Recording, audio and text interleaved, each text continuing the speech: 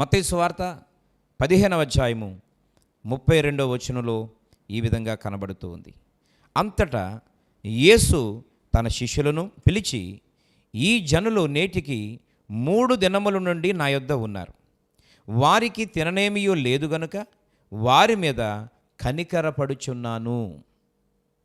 Hebrew పత్రికలో ఇందాక మనం జ్ఞాపకం చేసుకున్నాం, దేవుని చేత కనికరించబడాలి, సమయోచితమైన సహాయమును దేవుని యొద్ద నుంచి పొందు నిమిత్తము ఆ యొక్క కృపాసనమునొద్దకు మనము వెళ్ళాలి అనేటువంటి మాటను మనం చూస్తాం.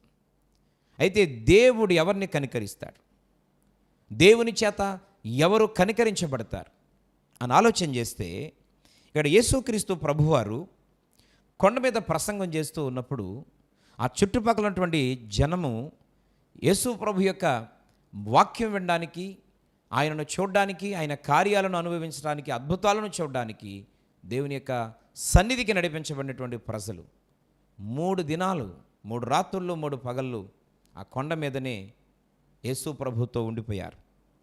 ఆయన ఆ జనులను చూసి అంటున్నాడు, నేటికి 3 దినముల నుండి వారు నా యొద్ద ఉన్నారు.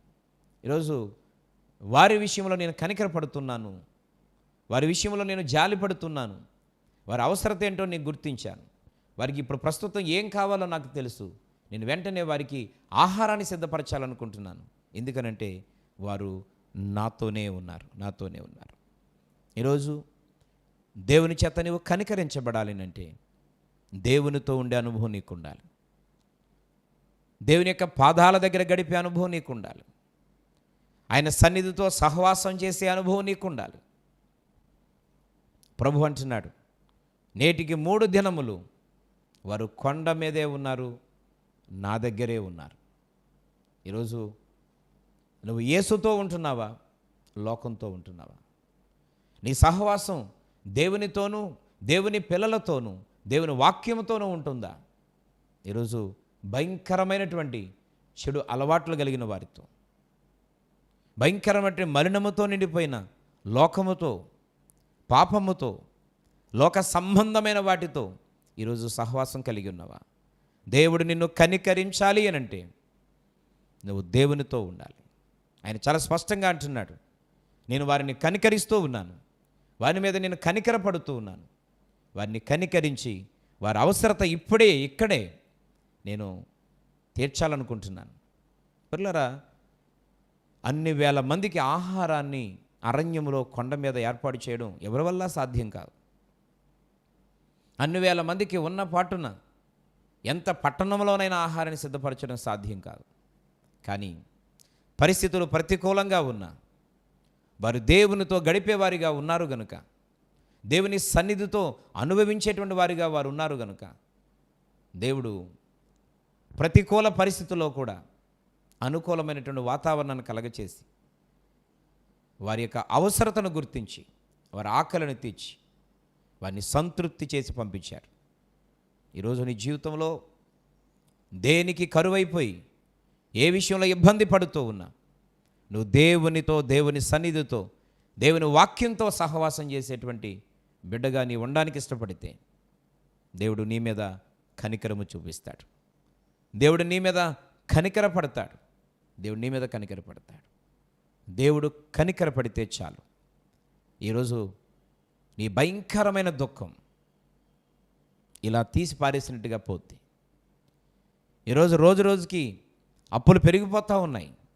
ఎందుకంటే అప్పులు తీర్చాలనుకుంటాం, వడ్డీలు కట్టేయాలనుకుంటాం, అసలు తీర్చేయాలనుకుంటాం, ఫ్రీ అయిపోదాం అనుకున్న మన జీవితంలో అలా అనుకొని నిర్ణయం తీసుకున్న వెంటనే ఇంకా రోజు రోజుకి అప్పులు పెరిగిపోతూ ఉన్నాయి.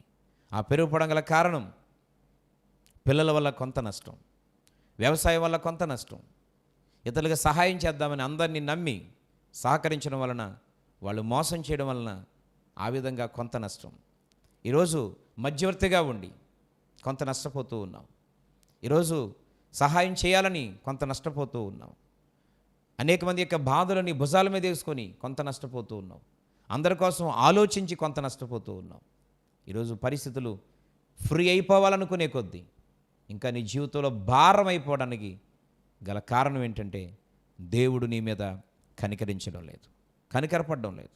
ఆయన నిజంగా సృష్టికర్త అయినటువంటి సర్వాంతర్యామి అయిన దేవుడు నీ మీద కనికరపడితే, నీ కుటుంబం మీద కనికరపడితే, ఈరోజు నీ కుటుంబ వ్యవస్థ ఆశీర్వాదకరంగా మారిపోద్ది, దీవెనకరంగా మారిపోద్ది, మేలుకరంగా మారిపోద్ది. ఈ పవిత్రమైన శ్రేష్టమైనటువంటి సమయంలో దేవుని చేత నీవు కనికరించబడేటువంటి వ్యక్తిగా ఉండాలని దేవుడు కోరుకుంటున్నాడు. దేవుని చేత కనికరించబడాలని నువ్వు ఆశపడుతున్నట్లయితే ఇప్పుడే వాక్యానికి, సహవాసానికి, సంఘానికి దూరమైపోయి దేవుని పాదాల దగ్గర గడిపే అనుభవం నీకు కరువైపోయి తగ్గిపోతుంటే ఇప్పుడే దేవుని దగ్గర నోరు తెరిచి పశ్చాత్తాపడి సరిచేసుకొని క్షమాపణ పొందుకుంటే దేవుడు ఖచ్చితంగా ఆయన కనికరం కలిగిన దేవుడు గనుక నిన్ను కనికరిస్తాడు. నీ జీవితంలో ఒక అద్భుతాన్ని చేయడం దేవుడు ప్రారంభిస్తాడు.